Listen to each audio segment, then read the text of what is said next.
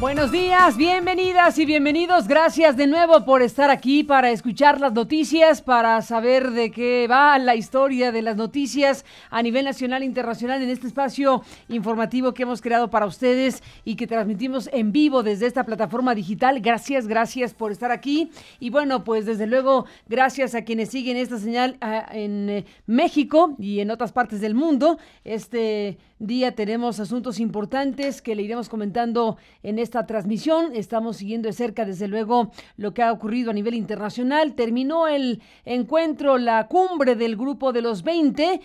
Hubieron varias cosas ahí importantes que vamos a comentar también esta mañana. Está más que la liberación, el traslado domiciliario de Leopoldo López, el opositor al régimen de Nicolás Maduro, que ha generado también una reacción importante en toda Venezuela. Y bueno, pues asuntos relevantes a nivel internacional y nacional que le iremos comentando esta mañana con amplitud. Gracias por estar aquí. Empezamos con esto que es un resumen de noticias en este día que es lunes 10 de julio. Estamos en 2017.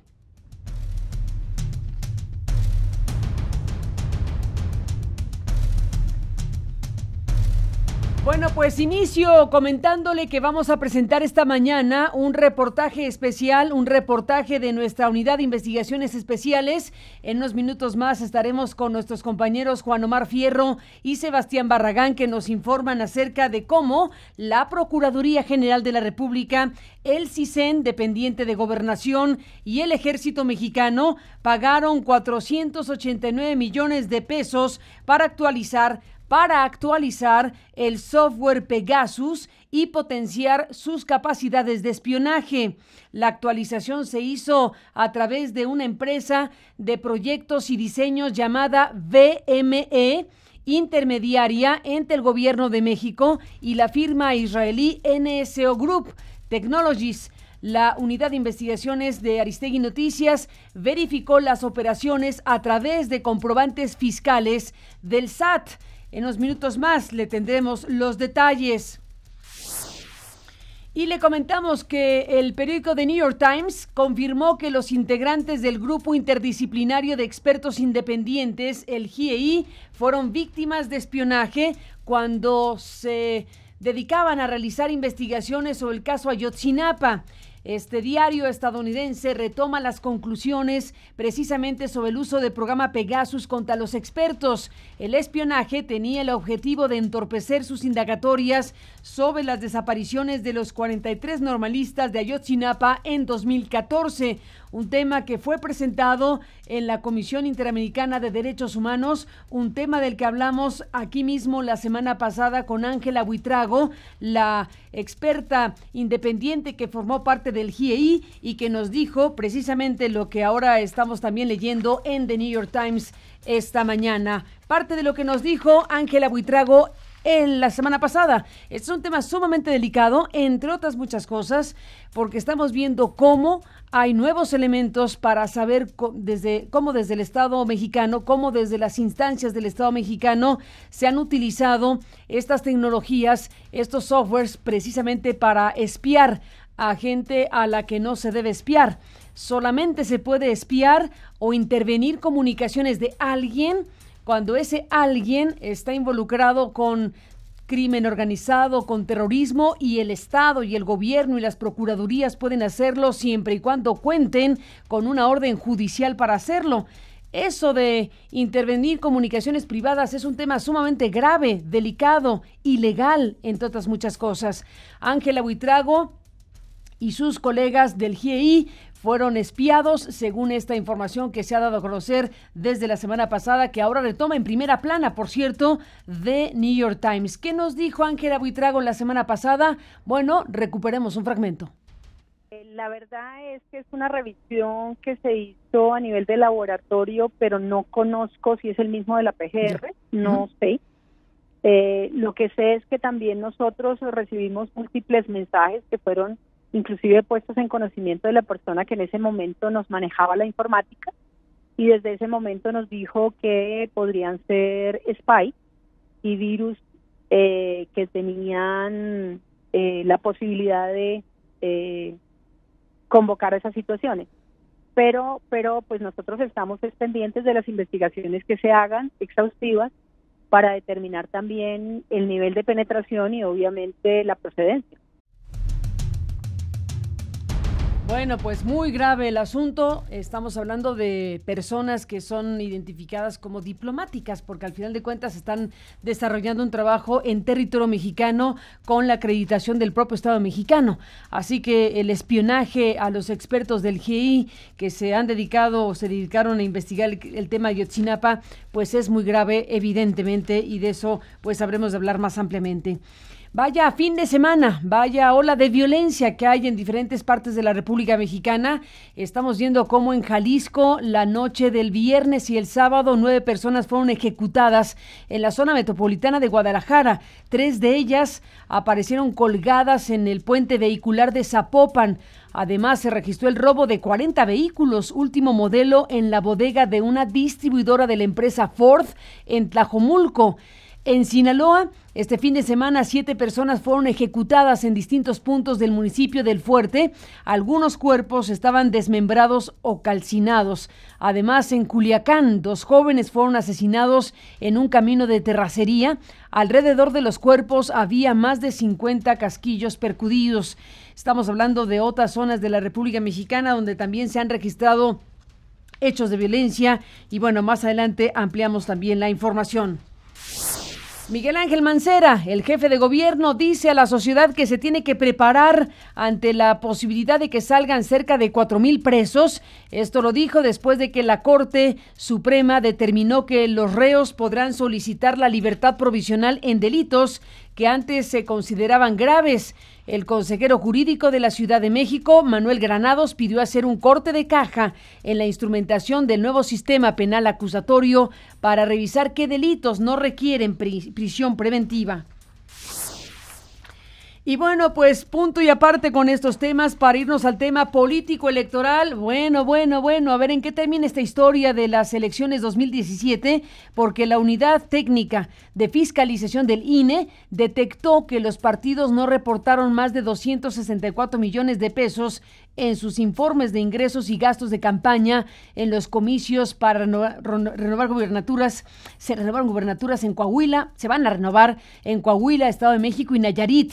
El proyecto será puesto a consideración del Consejo General el viernes próximo, junto con las propuestas de sanciones para cada uno de los partidos. Bueno, hablaremos de esto y le adelanto algo más. En Coahuila, los candidatos Miguel Ángel Riquelme del PRI, de la coalición encabezada por el PRI, y Guillermo Anaya de la Alianza Ciudadana por Coahuila, encabezada por el PAN, rebasaron el tope de gastos de campaña, según establece este dictamen.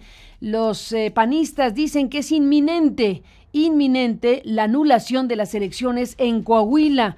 La dirigencia del PRI rechaza el rebase de tope y amagó con defender el triunfo de Riquelme. Es la voz de Enrique Ochoa Reza, presidente de este partido. Defenderemos con profundo orgullo democrático el resultado de la elección en Coahuila. No le vamos a permitir a ningún partido y a ningún perdedor que quiera llevarse lo que no ganaron en las urnas con mentiras y difamaciones. Pues será el sereno, pero se percibe claramente que puede haber un proceso de anulación en Coahuila, no así en Nayarit, que también se registró un rebase de tope de campaña, pero no llegó al 5%, que sería la condición para dar paso a una anulación. En Nayarit se reveló que el hoy gobernador electo Antonio Echevarría rebasó el tope por 1.5%. Así que bueno, pues aquí lo que cabría seguramente sería una multa precisamente a esta campaña. Santiago Nieto, el titular de la FEPADE, informó que fue desechada la denuncia que presentó el PRD en contra del padre Alejandro Solalinde. Este partido lo había acusado de actos de proselitismo. Sin embargo, el fiscal de la PGR consideró que no se configura delito alguno al haber hecho pronunciamientos políticos, al no haber hecho pronunciamientos políticos en actos de culto. Al no haber hecho pronunciamientos políticos en actos de culto, entonces no habría materia para abrir una investigación en su contra. Bueno, sorpresas que da la vida. Lino Corrodi, quien fuera el recaudador de la campaña de Vicente Fox en el 2000, quien lo dijera, se sumó ahora a las filas de Morena y firmó el acuerdo de unidad promovido por Andrés Manuel López Obrador, quien justificó la incorporación del empresario y bueno, pues por razones políticas y de conveniencia política se ha incorporado precisamente el fundador, operador y creador de los Amigos de Fox, ahora a la campaña o a la estructura política de Andrés Manuel López Obrador. Lino Corrodi se incorpora de esta manera a los esfuerzos de Morena rumbo al 2018.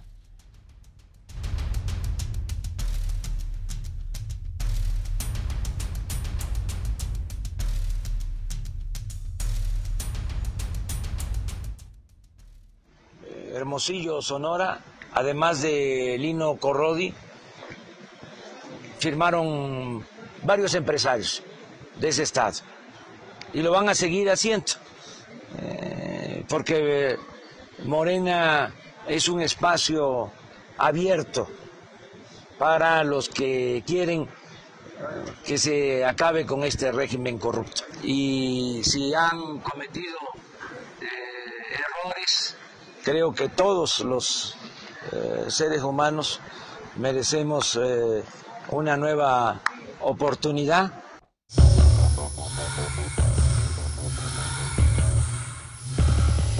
El mundo. Bueno, vaya asunto este de Donald Trump Jr., su cuñado Jared Kushner y Paul Manafort, ex jefe de la campaña de Donald Trump, se reunieron en medio del proceso electoral de 2016 con una abogada rusa cercana al Kremlin, según reveló el diario The New York Times. No obstante, la Casa Blanca aseguró que esto no es algo inusual. El jefe de gabinete, Reince Priebus, aseguró que en estos encuentros se habló de la adopción de niños en Rusia.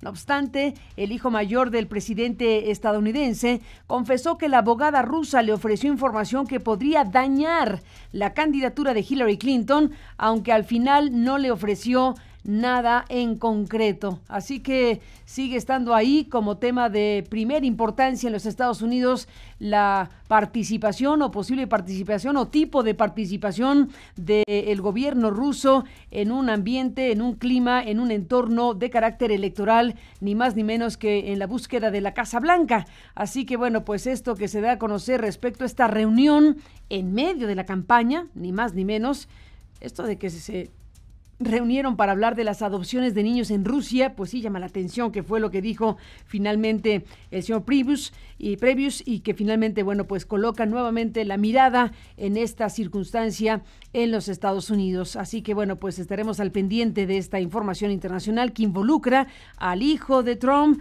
a su cuñado Jared Kushner y al señor ex jefe de la campaña de Donald Trump en esta reunión de 2016 con esta abogada rusa cercana al Kremlin.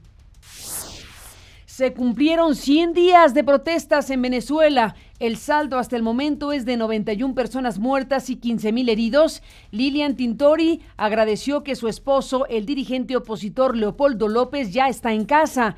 El sábado el Tribunal Supremo le concedió prisión domiciliaria por problemas de salud que ha padecido. No obstante, Tintori denunció que se trató de una decisión unilateral producto de la presión internacional. En un mensaje en redes sociales, convocó a los venezolanos a no abandonar las calles y dio más cifras del saldo de estos 100 días de protestas.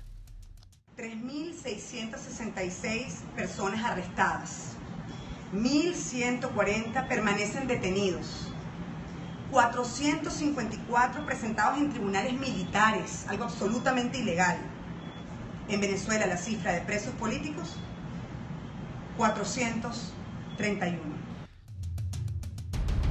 Luego de 9 meses de cruentas batallas, Mosul fue liberada del asedio del Estado Islámico. Tropas iraquíes, según se ha dicho, tropas iraquíes celebraron la expulsión de los yihadistas, aunque se registraban fuertes combates por el control de esta ciudad. La reconquista de Mosul, sin embargo, no supone el fin de la guerra contra el Estado Islámico, que aún tiene bajo su dominio algunas zonas de Irak y territorios en el este y centro de Siria.